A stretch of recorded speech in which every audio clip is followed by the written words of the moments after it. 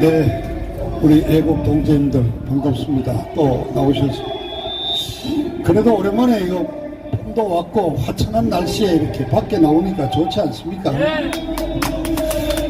제가 2017년 12월 달부터 아스팔트에 나왔습니다. 여기 어르신들은 16년 서울역에서부터 출발하신 선배들이 많으실 건데 제가 1년이 늦게 나왔습니다. 왜 그랬냐면은 저기 저 바로 보이는 저 서울신문사에 있는 프레스센터 20층 건물 있지 않습니까? 저거를 다들 서울신문사 건물로 알고 있는데 저기 간판은 보십시오. 영어로 빨갛게 코바코라고 되어 있지 않습니까? 코바코가 뭐냐면 한국방송광고진흥공사입니다. 본래 이 MBC, KBS의 광고를 만들어주는 그 광고공사 건물입니다. 사실은 돈이 옛날에 많아가지고 그래서 서울신문하고 절반씩 섭니다.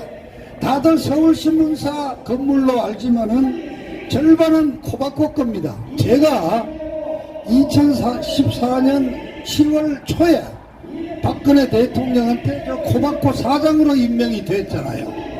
그 대통령 탄핵이 16년 연말부터 시작이 됐지만은 저로서는 대통령이 저한테 맡긴 3년 임기를 채우는 게 중요하다고 생각을 해서 제가 17년 11월 말까지 코바코 사장을 무사히 마치고 그리고 12월 1일자로 사표를 내고 나와서 12월부터 아스팔트에 들어오기 시작을 했습니다. 그런데 지금 이제 8년째 뭐 이렇게 되겠지만은요 정말 힘차게 뛰었습니다.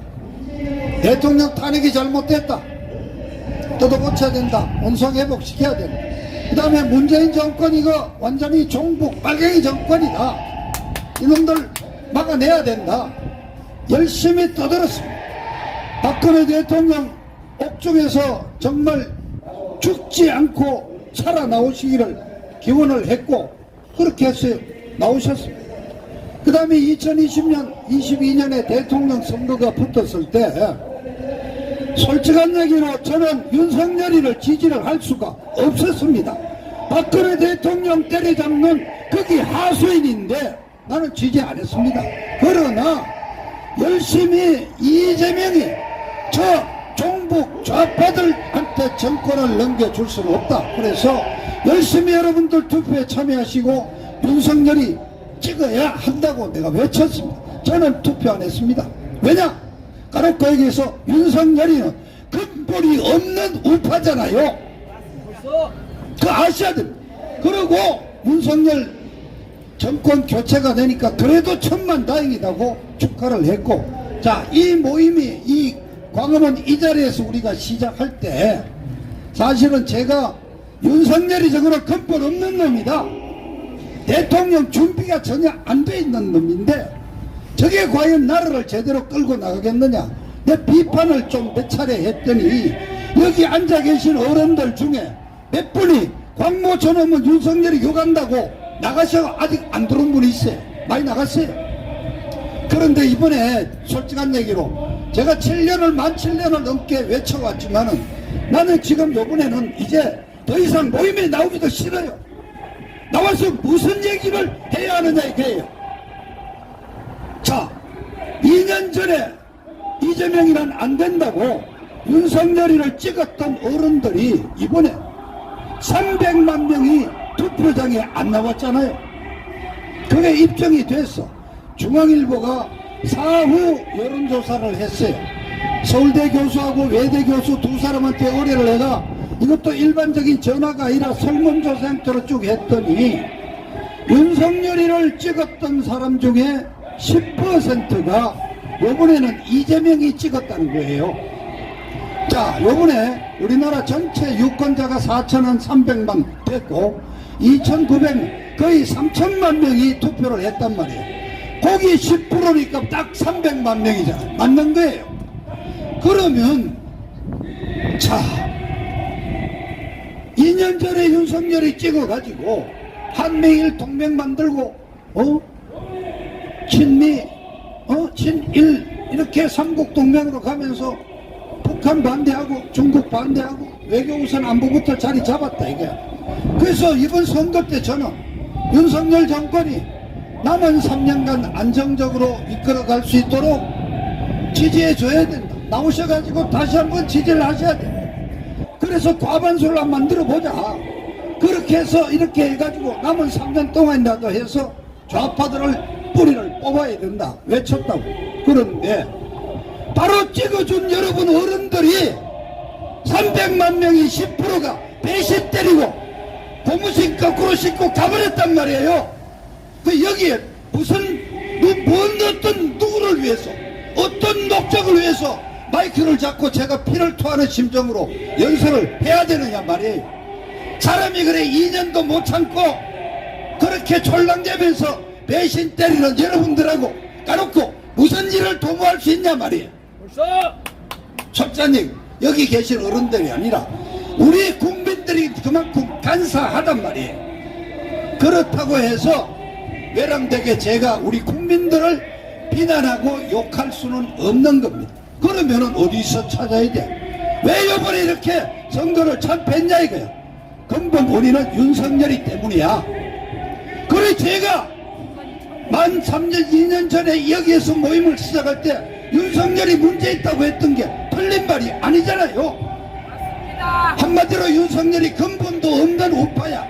좌파에서 죽음 놀던 사람이란 말이야. 대통령 준비를 해왔냐고요. 한 번도 안 해서 대한민국을 어떻게 끌고 나가야 될지 어떤 원대한 철학과 이념과 구상도 없이 그냥 조선일보, 중앙일보, 동아일보 이자들이 꼬드기는 대로 넘어와가지고 말 몇 마디 하고 조국이하고 싸움 몇 번 했다는 거로 덜렁 와갖고 대통령 됐어. 건들건들거리고 써준 원고 들고 행사장 돌아다니고 공부회의 하면은 1시간 동안 하는데 혼자 50분 다 떠들고. 제가 말했잖아요. 막말로 장관 여러분, 장관 이름 5명 기억하십니까? 여기 우리 김태현 목사님 국힘당 자문위원을 하셨는데 장관 이름 5명 기억해요? 전 지금 5명 이름 모르겠어요. 왜냐? 장관이 보이지를 않잖아. 윤석열이 혼자 다 떠들고 요번에 선거 중에도 무슨 민생 토론회를 21번을 했어. 21번. 장관들이 할 일을 대통령이 나서가 혼자 다 했단 말이에요. 그 요번에 왜 참패했느냐? 윤석열이 지난 2년 동안 대통령 하는 꼬라지를 보니까 너무 실망한 거예요. 아무 준비도 안 돼 있어. 맨날 건들건들거리고. 아니 미국 바이든 놈이 뭐 대접 좀 해준다고 그거가 마이크 잡고 영어 노래 부르고. 이건 뭐예요 이게. 품격 떨어지게. 그런데 윤석열이 혼자가 아니야. 윤석열이 평가에는 항상 김건희가 붙어있단 말이에요. 요번에 결정적인 패인이 뭐예요? 김건희 때문이에요. 아니 김건희 4개월 동안 얼굴도 안 보이는데 왜 김건희 책임이냐고. 아니 대통령 마누라가 뭔 죄를 짓길래 4개월 몇 달 동안 콧배기도 못 보이고 있어. 그 말 안 해도 죄를 지은 거 아니에요. 그게 다 요번에 선거에 드러나버렸단 말이에요. 너 그런 식으로 포함이나 잡고 외국이나 작년에 좌우간 12번을 갔어요. 12번. 한 달 쉬었는데 한 달에 2번을 갔거든. 작년 11월 달에. 그래가지고 한 달에 한 번씩 일주일씩 외국 나와갖고 폼 잡고 만두라는 여왕도로 하고. 그래서 요번에 선거 실패했단 말입니다. 그 대통령이 바뀌겠어요? 바뀌어야 돼. 안 바뀌면 이제 더 이상 대한민국 끝이 없어요. 그 다음에 국힘당도 요번에 어떤 정당이냐 한번 보자고요. 응? 국힘당 놈들이 낸 머리라는 게 선거 전략이 하나도 없어. 왜 지난번에 찍었던 2030 세대 60 이상 어른들이 표를 요번에 안 찍었냐 말이에요. 2030 세대가 이재명이 좌빨들이 하는 무상복지 퍼주기 이거는 우리한테 20년 뒤에 우리의 부채가 된다는 걸 절감을 하고 윤석열한테 하나의 변화를 기대했단 말이에요. 그런데 지난 2년 동안 2030 세대를 위한 그 사람들이 가장 문제가 뭐냐 고민하는 게 직장 취직을 못해. 취업이 보장이 안 되니까 결혼을 생각 못해. 결혼하고서는 애를 놓을 자신이 없어. 애 교육을 시킬 수가 없어. 그럼 2030 세대에 대해서 기대했던 만큼의 정책을 만들어내야 될 거 아니에요. 그런 게 없었잖아요. 결과는 뭐냐? 2030 세대 60 이상 노인네들은 집 걷기니까 저 걱정 안 해도 된다. 딱 아예 무관심하게 해놓고, 그러면 40, 50 세대의 좌빨들 그 표를 잡아오는 노력은 있냐? 전혀 없어. 불리한 게 뭐냐? 야, 선거 별거 아니더라. 평생 좌빨로 노력했지만은 불러다가 우파 만들어갖고 하니까 10개월 만에 윤석열이 대통령 만들더라. 이번에도 밖에서 하나 데리고 오자. 한동훈이 얼마나 저쪽에 멋진 놈이야. 한동훈이 데리다가 100일 만에 진짜 벼락에 콩 볶아 먹으려고 선거 그냥 새로운 인물로 후닥 해치우면 과반수 될 거다. 그래 했던 거 아닙니까? 아무런 전략도 없고 정책도 없고 새 인물 하나 끌고 와갖고 후다닥 국민들 내다봐야 친다고 했다가 거기다 놔버린 거예요. 집 걷기는 걱정도 안 해. 그러니까 한동훈의 주변에 어떤 놈들만 가 있는데 김경렬이 같은 놈, 나포에 나온 놈, 함웅경이 같은 반미주의자, 이런 애들 갖고 그냥 중도 좌파 잡으러 다닌다고 그래가지고 결국 결과가 이래 됐잖아요. 자, 그래서 우리가 한번 물어봅시다. 앞으로 남은 3년 동안 윤석열이 사람이 바뀌겠습니까? 그러면 국힘당 바뀔 것 같아요? 자, 보세요. 어제 오늘 국힘당 낙천자 160명이 모임을 만들었대. 단톡방도 만들었어. 그래가 새로운 어떤 국힘당을 혁신한대. 좋아요. 지금 국힘당은 까놓고 영남당이야. 영남당. 그래 여기서 원내 대표도 영남당, 당대표도 결국 영남에서 나올 수밖에 없어. 그래 가가지고는 희망이 없단 말이에요. 그래 낙천자 160명이 모여가지고 새로운 당을 혁신하겠다. 좋은데 이 자들이 제일 먼저 하는 일이 뭡니까?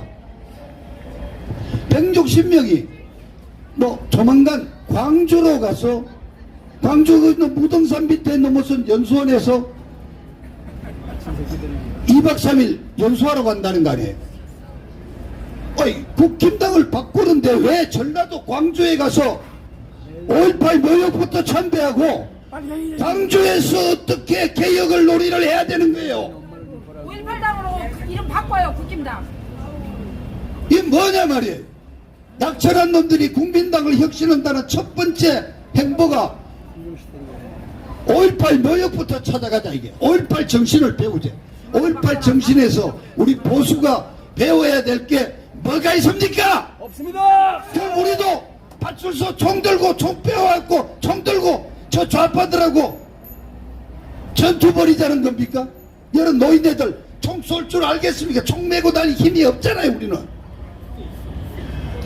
도대체가 당은 당대로, 대통령은 대통령대로 개과천선할 게 안 보이는데 우리가 뭐를 보고 이제 나와가지고 목청 터지라고 관 지르고 이 모임을 해야 되느냐 말이에요.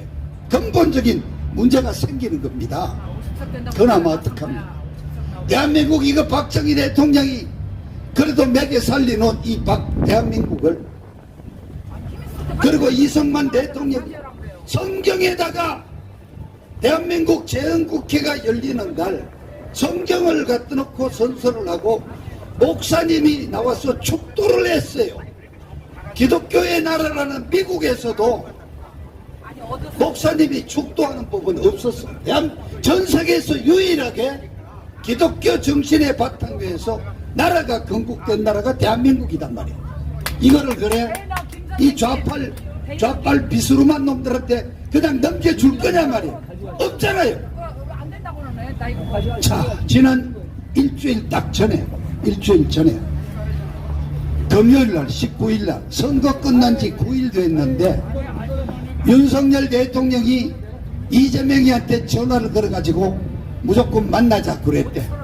그 다음날 토요일날 바로 일주일 전 제가 이 자리에 섰지 않습니까? 윤석열 대통령이 이러면 안 된다. 선거 결과는 졌다고 해서 이재명이한테 항복하겠다. 백기토항을 하겠다. 그러지 마라. 자, 왜 만나고 왜 의석수는 1.8배나 많이 나왔지만은 요번에 선거에서 국힘당을 지지한 표수와 민주당을 지지한 표수의 차이는 5.4%예요. 자, 100% 중에 민주당이 50.4%를 얻어갖고 국힘당이 45%, 나머지 5%는 군소 정당 가수 5.4%밖에 차이 안 났어요. 아직도 100 중에 45명이 윤석열 대통령을 우리 대통령 보수의 지도자로 우리가 지지하고 있단 말이에요. 그런데 의석이 뺏겼다고? 2년 전에 윤석열 대통령 본인이 대통령 취임할 때 22년 5월 10일에도 민주당이 170몇 석 갖고 있었고 달라진 게 하나도 없단 말이에요. 똑같아요. 대한민국 대통령은 의석수에 관계없이 국군 통수권자를 포함한 대한민국 최고 지도자로서 비상대권을 다 갖고 있단 말이에요. 상권 분립이 있지만은 국회는 국회할 일하고 행정수반으로서 뿐만 아니라 통수권자로서의 대통령은 소신을 갖고 보수의 가치를 지키기 위해서 뚝심 있게 나가야 된다고 제가 말씀드렸잖아요. 이재명이한테 백기토항하면 안 돼. 그런데 다행히 이번 월요일날 딱 며칠 안 되죠. 월요일날 그래도 정치력인 말하자면 무게가 있는 정진석이를 비서실장 딱 앉히고 오후에 홍철호라고, 이 사람은 공부도 짧은 사람이에요. 옛날 예산 무슨 농업 전문학교밖에 안 나온 사람이에요. 그런데 이 자관 축산업 이런 것 해가지고 치킨 업체를 창업해서 19대 20대 국회의원 김포에서 당선된 사람이 김포 토박이에요. 근데 21대 떨어지고 요번에 떨어졌지만은 그래도 정치를 한 사람, 그걸 정무수석 시켰어요. 최근까지 일주일 전까지 있던 정무수석은 한오섭이라고, 이자도 좌파 운동권 출신인데 좌파 운동권 중에도 삐리삐리한 듣보잡이야.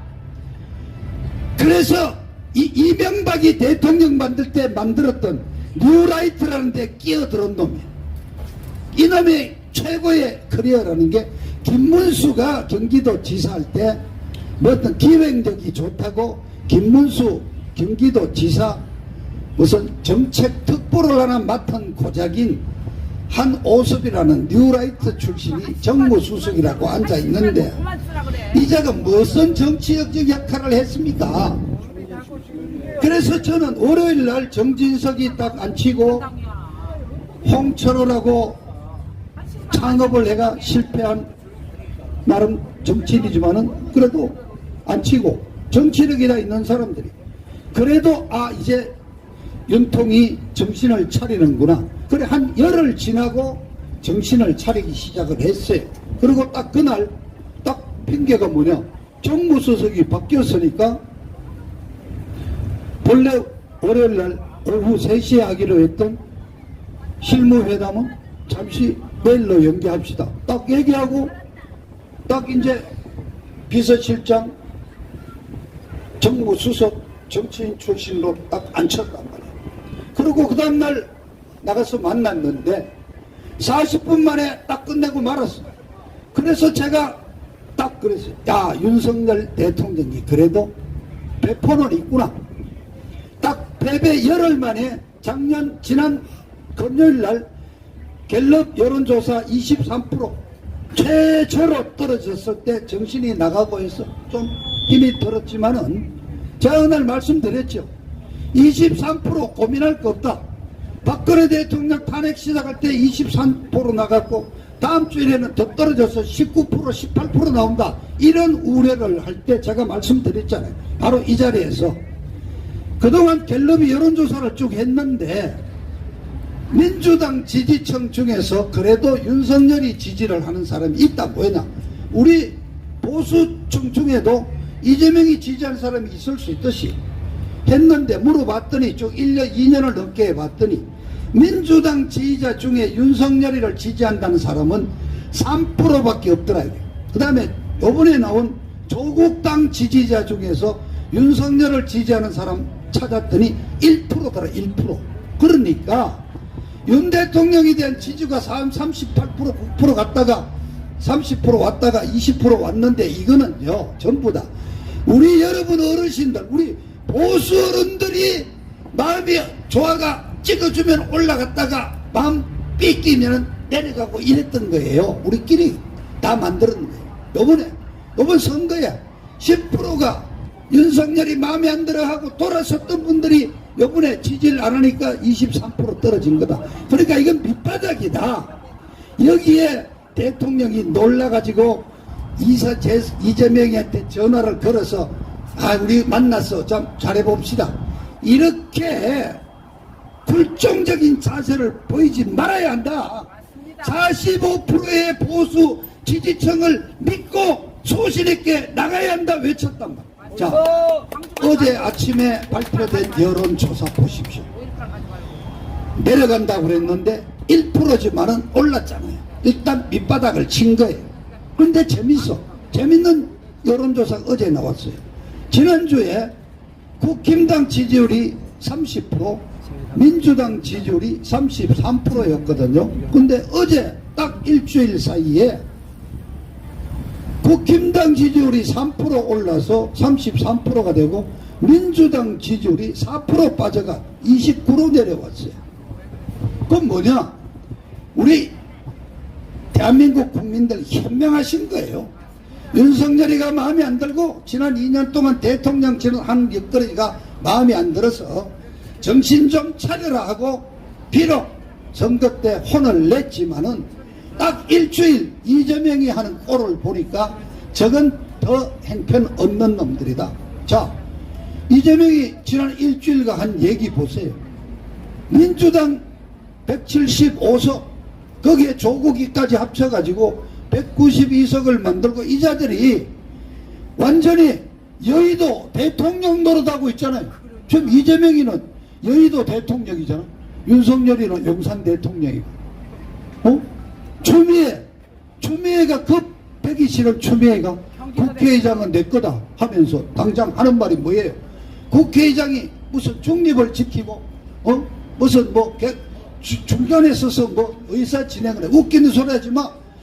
국회 건석수대로 노는 거야. 나는 혁신 국회의장이 되겠다. 국민의 뜻을 받들어 갖고 그냥 우리 원하는 대로 법안 다 통과시켜야 되겠다. 이런 난리를 치고, 그 다음에 이재명이도 뭐라고 그랬어요? 요번에 윤석열 대통령을 만나면은 선거에서 나타난 국민의 민심을 그대로 전달하겠다. 그러니까 이재명이는 175석을 주고 국민당에게 102석 108석밖에 안 준 그걸 갖고 국민의 민심은 우리에게 있다고 주장하는 거지만은 앞서 말씀드렸죠. 우리도 45% 5% 차이지만은 45%가 우리를 지지한다는 걸 갖고 있다 이거예요. 자, 그런데 하여튼 어쨌든 윤 대통령이 이번 주 들어서 조금씩 정신을 차린 것 같아요. 그래서 하여튼 첫날 회의 되고 이틀 뒤에 그저께도 회담을 했는데 그래도 다행스럽게도 딱 갔어. 자, 이재명이가 그동안 요구한 게 뭔지 압니까? 첫 번째, 25만원씩 다 나눠주자 이거야. 이거 13조에 13조. 한 번 딱 25만원 나는데. 자, 어르신 25만원 받아가 식구들 데리고 가서 참 죄송한 얘기지만 소고기 너네 식구 가면 그 돈 갖고 안 돼요. 돼지 삼겹살은 겨우 먹을 수 있어. 그밖에 안 돼, 그죠? 친구분들 서너 명 모아가 막걸리하고 전 좀 해갖고 먹으면 대충 그 정도 나와버린다고. 그래 한번 일회용 우리 돈 쓰는데 무려 13조가 가요. 13조면은 대한민국의 대형 국책 사업을 하나 할 수 있어요. 국제공항을 하나 짓는 거. 가덕도 국제공항 짓는 게 한 14억밖에 안 들어. 그런 어마어마한 국책 사업을 만들 수 있는 돈을 그냥 한 일주일 그냥 삼겹살 먹고 피자 사 먹고 커피 좀 마시고 하라고 그냥 풀자 이게. 쉽게 말하면 이재명이가 나한테 전리품을 달라 이게야. 내가 승리 개선 장구이니까 내가 국민들한테 보너스로 25만원씩 주겠다는 거야. 돈은 윤석열이가 내고 생색은 이재명이가 내겠다는 거죠. 그 다음에 최상병 특검하겠다. 김건희 종합 선물 세트는 봤는데 이제 특검도 종합으로 나와. 도이치 모터스 주가 조작 사건에 양평 고속도로 인터체인지에서 친정집 땅값 올린 거. 세 번째 종북 좌파 목사한테서 300만원짜리 지갑 하나 받은 거. 이거 다 합쳐가지고 종합특검법을 만들겠대. 이거를 미리 다 받아주겠다. 거부권 행사하지 않겠다는 거를 약속을 하라는 거예요. 그 다음에 또 뭐라고 그랬냐. 자, 그동안에 양곡관리법, 전라도 저 농민들 좋아라고 쌀 많이 지났는데 쌀이 남아 돌면은 무조건 쌀값이 또 5% 이상 내려가면은 정부가 예산으로 다 그냥 사가지고 창고에 넣어야 돼. 그 전라도 농민들은 그냥 손해보는 거 한 푼도 없어. 그 양곡관리법 그런 거를 그 다음에 이태원 참사 특별법 거기 보면은 이태원 그날 놀러 갔던 분들 희생당한 분들은 그렇다 치더라도 그날 구경을 같이 하다가 일찍 집에 와서 자기는 괜찮은데 이태원 얘기만 나오면 내가 가슴이 벌렁대고 나도 트라우마가 생겼다. 그런 분들도 유공자로 그 말하자면 희생자로 신청하면은 평생 동안 정신과 치료를 비롯한 의료 혜택을 다 줘야 돼. 이거 완전히 제2의 세월호 특별법 만들자는 거 아닙니까? 이런 거를 윤석열 대통령이 거부권을 행사했어요. 114석 가지고 거부권을 9번 거부해서 다 다 무산시켰어. 9번 거부권 행사한 데 대해서 사과를 하고 재발 방지를 요구하는 것을 확인을 해달라고. 그거 뭐냐 이거. 완전히 이런 게 한 몇 해까지 돼. 쉽게 말하면은 요번 영수회담에서 윤석열 대통령이 네가 다급해가 지금 같이 만나서 뭐라도 좀 도와주십시오 부탁하는 어려운 입장이니까 각서 쓰라 이게. 각서 그 써주면 안 된다고 제가 말씀드린 거 아닙니까? 똑같은 심정일 거예요.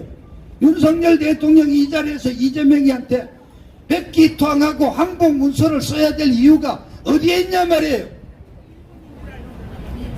그래서 수요일날 열린 두 번째 회담에서도 딱 버텼어. 딱 버티니까 되잖아요. 금요일날 아침에 최고위원회 9시. 금요일날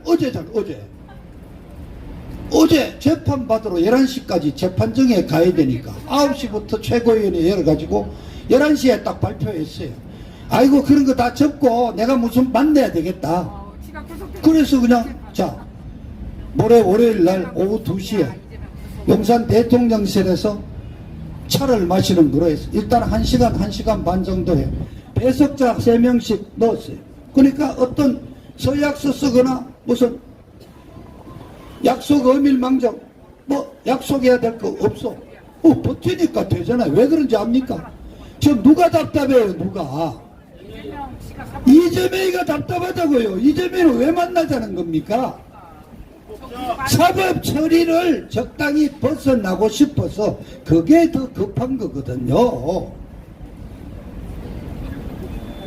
자, 그동안 윤석열 대통령이 이재명이를 안 만난 그 딱 사유가 두 가지였습니다. 첫째는 과거 대통령처럼 대통령이 소속 당의 총재로 있는 시절에 그 영수회담이 아니지 않냐 이거. 나는 당을 떠났지 않냐 이거. 상권 분립 당은 당끼리 놀아라 이거야. 그게 첫째고, 두 번째는 확정적 범죄자라고 총선 때 얘기를 했단 말이에요.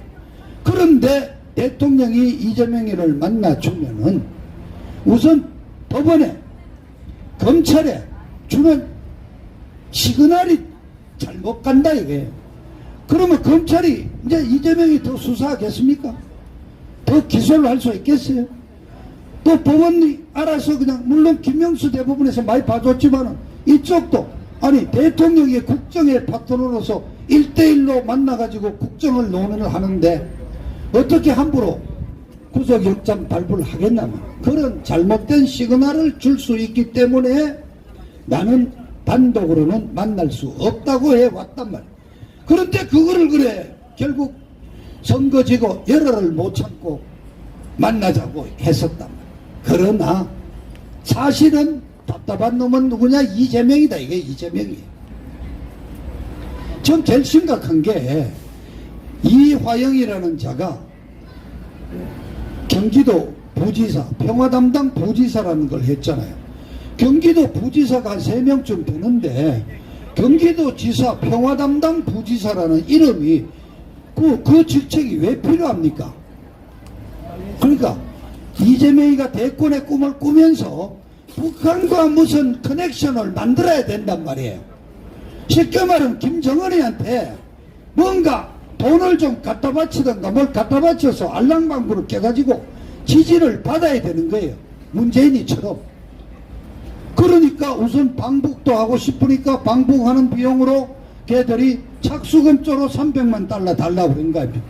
그리고 500만 달러는 뭐냐? 경기도하고 황해도하고 무슨 스마트팜 사업을 한다.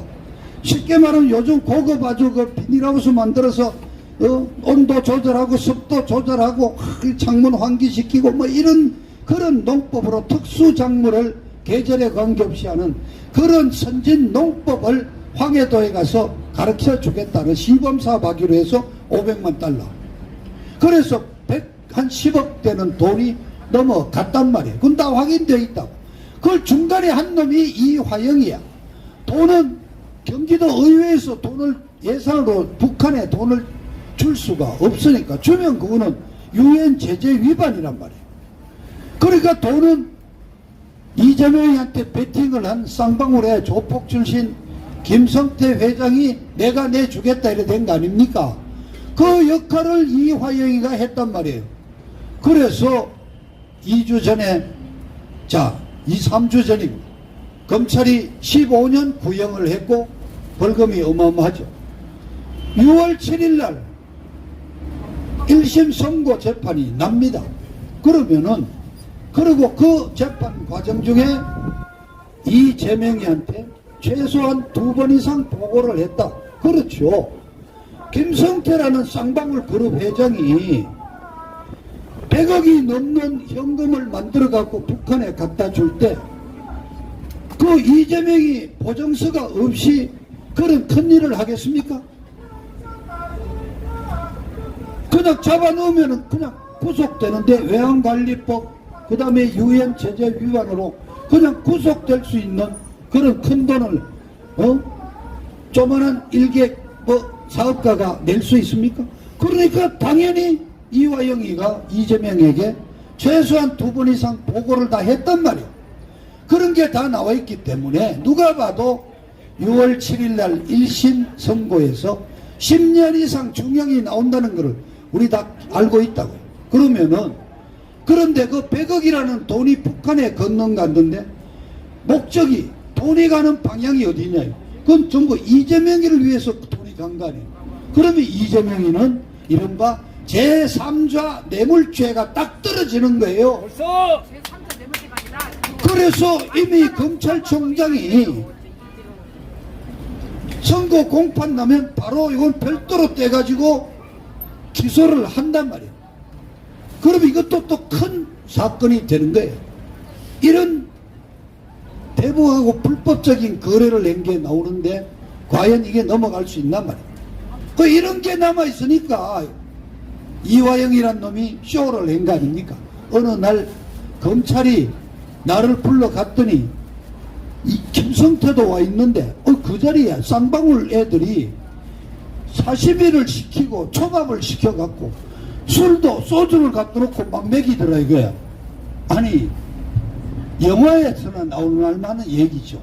그런데 검찰청 검사가 자기 방에다가 자기 옆방에 있는 조사실에다가 그렇게 사시미하고 소주를 들여가 회식을 하면서 피고인을 말하자면 설득을 했다. 이게 이 대명천지에 가능한 일입니까? 사람이 얼마나 많습니까? 자, 하다못해 오후 5시에 직원들 다 보내고 검사 혼자 앉아 있었다 치더라도 그 청소는 그 다음날 누가 할 거예요? 거기 수사관도 있고 타이피스트 치는 여직원도 있고 그리고 옆방에 검사 직원들 다 있고 청소하는 아줌마들 다 왔다가 그 다음에 김성태나 이화영이는 구치소에 이미 구속이 돼 있기 때문에 검찰청 불려올 때마다 최소한 2명의 교도관이 상시 수행을 하고 차가 대기하고 있고 그리고 그날 검사방이 일렬로 쭉 늘어서 있는데 독방도 아니고 거기에 다른 죄수들도 다 불러다가 오고 하는데 사람 눈이 얼마입니까? 동료 검사들도 있는데 그 옆방에서 피고인을 불러다가 술을 먹이고 있어? 야, 이거 옛날 조선시대 포도청에서는 할 수 있을지 몰라도 있을 수가 없는 일이에요. 아니 검사방에 있는 여직원이 우리 검사가 우리 내보내고 피고인을 불러다가 술 먹이고 그래갖고 회유해갖고 가짜 자백서 받아내더라. 이게 통하겠습니까? 검찰이 출정 기록 다 밝히고 그날 하루 작년 그것도 언제인 줄 압니까? 작년 7월 3일이래. 1년 거의 다 돼가기 전 7월 3일 날 검찰청에 죄수를 데리고 왔던 교도관이 38명이야. 38명의 그날 출퇴근 기록을 전부 다 공개를 했어요.